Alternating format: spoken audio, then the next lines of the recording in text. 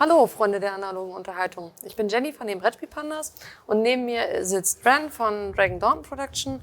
Wir switchen gleich zu Englisch, weil Ren nur Englisch spricht, aber er stellt ein deutsches Spiel vor. Hi Ren. Hello. What have we brought along for us today? This is Beyond the Rift, the German version of Beyond the Rift by Nicolas Patraka, one of our team members who made a card game version of my own design, the Perdition's Mount, the dungeon crawler. Okay, it's your design. This is not, the miniature version is. This is by Nicolas Patraka. Okay. So this is like using the same heroes, a lot of the same mechanics, and it's continuing the same story that, what we had in the original Perdition's Mount. So, how it goes is that each of the heroes have a hero sheet like this, and this is your action point marker, your special skills, and the nice and fancy dual layer thing allows you to have also level up. Ah, it's a level up. Okay. So you can achieve a level up version of all of the heroes. Okay, and, even with the skills. Ah, nice. This game comes with 6 different campaigns, so we can see that this is a lot of material, Yes. and all of this is like including 6 campaigns of 3 scenarios approximately each, and you have very varying goals in those scenarios. So each scenario comes also with typically 7 different difficulty levels that you can Maybe choose. we can put it more in the middle. Oh, sorry. So, Yeah. Okay. Yeah. About 7 different difficulty levels. Like for instance, this says that for one person it's easy, whereas if you would play it with difficulty level 3, it's for one person really hard, but for 2 persons really quite easy. It's up to 7 here. Okay. The difficulty. Okay. Yeah, and what you do is that every hero has their own unique hero deck. For instance, this is Olatzabal, female dwarf. This is Olatzabal's deck. You can see that the symbols are matching. Yeah. The color is matching, or only the symbol? Both. Symbol and both color. are actually. Okay. So okay. orange, This one, yeah. blue, and blue. Okay, so here you can see it. Okay. So all of these decks are different. Every hero has unique abilities that only that hero has, in a very similar manner than in the dungeon crawler game. So the scenario itself tells that what kind of enemies we have. A big, like quite thick deck of different kind of enemies in here, and the scenario tells that which of these enemies you are supposed to beat. So there is an enemy deck out of which you actually draw then the enemies that are available at any given time.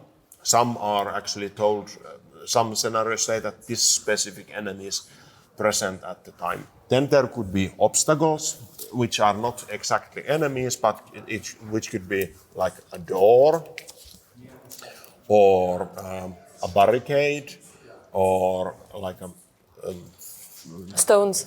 stones that have fallen down, or you can find some, I think that's some unfortunate people or something like that. There could be a lever that you could use to open gates and so on. So there are many different story elements that you can also conquer or so forth. And what we have seen in this game is that as every hero is completely unique, you need to learn how to play different combinations of heroes, and as it comes with 6 different heroes, and it's only for up to 4 players, that means that you can really vary your gaming team and hero composition.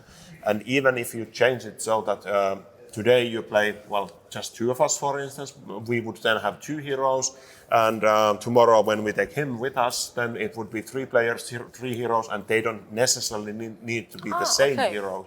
So you can still continue the same story. It's not needed that you have always the same group for conquering the quests? No. Okay, no. nice. It makes it easier to actually achieve conclusion in the story. Ah, yeah, okay. A few things that those people who have actually played the original Perdition's Mouth might know.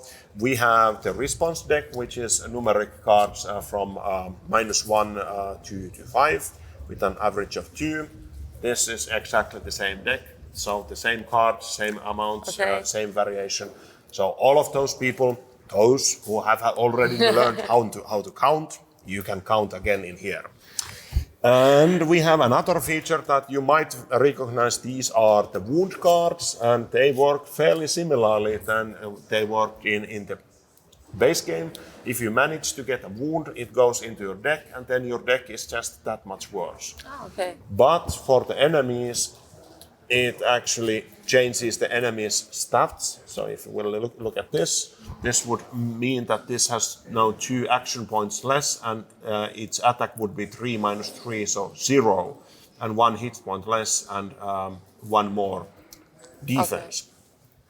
So it modifies the enemies when the enemies get the wounds. I think that's a brilliant idea from Nicholas to combine 2 different mechanics in the same card.